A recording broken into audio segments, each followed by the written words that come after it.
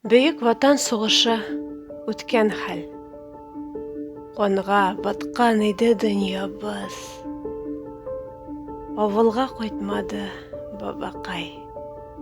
Авылга кайтмады әтиебез. Әнием белән йортыбызны әкренләп җыйдык яңадан. Ярылган тормышыбызны бер төкләп җыйдык без иркәм. Яшьләр әйтәләр: "Уф, скучно.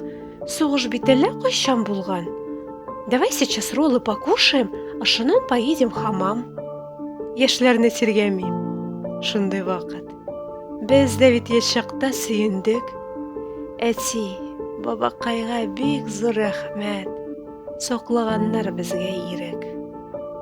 Берлинга барып тападылар әшәке еланның оясын. Фашистлардан коткардылар бөтен җир планетасын.